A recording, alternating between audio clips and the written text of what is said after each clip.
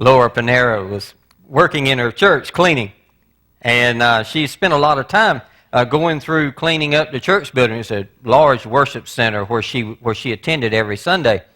And she run across this 12-year-old boy that was in there also, had a mop in his hand, and she was wondering what he was doing there. She says, wow, I'm just so thrilled to see these young people getting involved in volunteering to help clean the church building.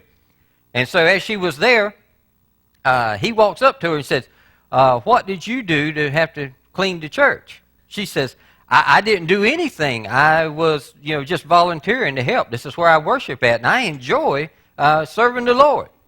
And then she says, why did you do? She says, I didn't do anything. He says, I didn't do nothing neither. And come to find out, he was there. He had been caught stealing. And so it was part of his punishment. The judge told him he had to do community service. And so he made him choose his local church to work around, so he was having to help clean up. And she said, well, if you didn't do anything, did you tell the arresting officer or the judge about that? He said, yeah, but it didn't do any good. Said they found all the stuff at my house. And sometimes I feel like that when we're serving in the church. Don't you? We sometimes feel like some of us just go about it and we're just busy little bees and we're just happy and we just love serving the Lord every how we can do it. And then we got others who are going around there, and it's about like taking them to the dentist, man. You might as well tell somebody when you ask them to do something, say, look, you're getting your wisdom teeth cut out tomorrow. They're like, ooh, I don't know if I want all that. Or you telling them you're enlisting them to work on the chain gang. You're going to be out there this coming week, out there on Highway 64 with the inmates picking up trash. I don't know if I want to get into all that. Today we're continuing our series of messages, A Day in the Life. And we just want to look at the situation where Jesus washes the feet of his disciples. The message today is simply entitled, The Servant. The Servant. I've invited John, he was the youngest of them all. I feel like since I'm probably, I feel like I'm still pretty young. I figured I'd be John today, if it's okay with you. John was the man who recorded this event for us. Well, Luke records it, and John elaborates on it later on. John is the guy who he refers to himself when he's writing as the disciple whom Jesus loved. They had a special connection. John is the guy that when Jesus was hanging on the cross and his mom was there, and he looks down, John's the guy there with Jesus' mother taking care of her. John's that kind of guy. John's the kind of guy that Jesus felt he could depend on. And so he asked him to take care of his own mother. That's the John I'm talking about.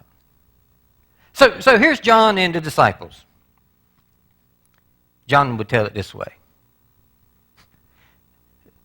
Jesus had entrusted us that day to get ready to prepare for the Passover feast. Now, you have to be reminded that Jesus had sent us on a Thursday. He told us to go to a house, and we would see a man as we were walking through the streets of Jerusalem carrying a water jar. He said, when you see him, follow him to his house, and there you'll go in and ask him, can you use a place so that we can celebrate the Passover? So Peter and I go off and we go to find this man. Sure enough, it happened just like Jesus said. Isn't it amazing the way things happen that way? When he says it, it happens. It wasn't hard to spot the man toting the water pot. After all, in that day, it was pretty much woman's work. And so to see a man carrying a water jar, we figured that he was the guy that Jesus was talking about. And so we follow him to his home. And we get there and we tell him what the teacher had said. Jesus told us to tell him that the teacher has need of a place to celebrate the Passover. So we told him that, and he was more than accommodating. Wouldn't you just so happen to know it? I mean, coincidence or not, that he had this large room on top of his house already set up for people to gather in? And Jesus says there was a place, and there it was. He was more than willing to allow us to use it. Well, after the sun had set, we had prepared everything that day. I mean, we went down to the final detail. We had went out there and we'd gotten all the pillows just right for us to recline on that evening. We had the table set up in a horseshoe pattern.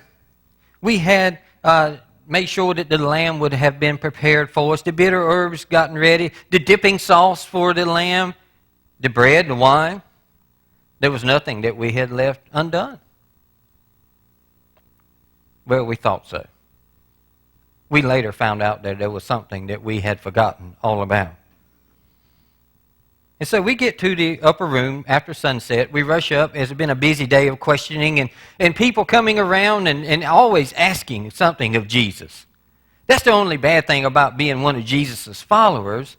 When people know you're one of his followers, they feel like that you've got the inside track on what Jesus can do for them. And that's the way it was for us that day. And we were looking forward to just this quiet time to be able to sit down and enjoy celebrating the Passover feast. The Passover is just a time where we had come together to recognize that when God had sent a plague over Egypt where it took the lives of all the firstborn of the Egyptians, but he had spared all the children of Israel who had taken the blood of the lamb and put it over their doorposts and along the sides. And so anyone who was under the blood and had been covered by that was saved. And God reminds us through that Passover celebration of how he has delivered us.